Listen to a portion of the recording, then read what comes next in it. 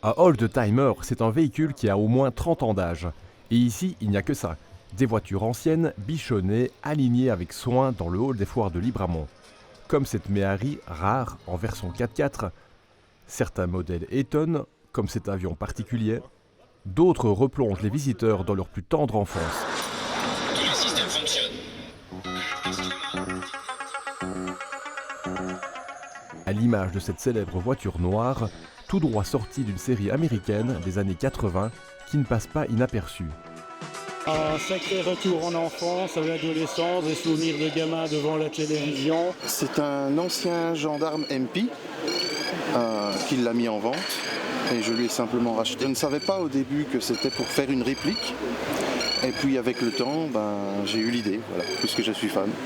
Mais on ne vient pas seulement pour admirer. Dans ce stand, des exposants personnalisent, brodent, décorent. Une passion qui s'exprime en textile et en graphisme.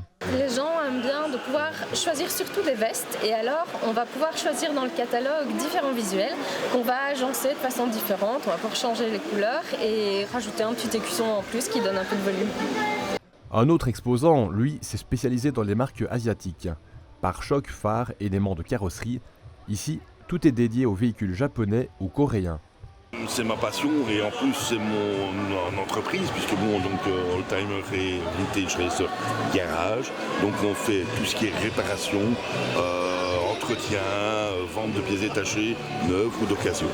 Des styles variés, des lignes parfois oubliées, les visiteurs s'arrêtent, commentent, partagent leur impression dans ce véritable musée vintage. Les voitures de Back to the Future, nous connaissons, oui, le Mercedes, des films, Citroën, d'autrefois, c'est magnifique, les films.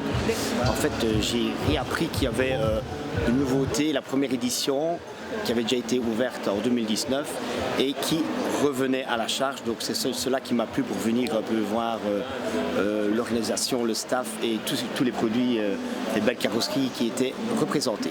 Il y a une voiture américaine, une voiture de police américaine à l'entrée et c'est ce qui m'a plu car ça me fait penser à la série Starkey et Hutch. Une première édition qui a attiré une cinquantaine d'exposants, 300 voitures et presque 1600 visiteurs.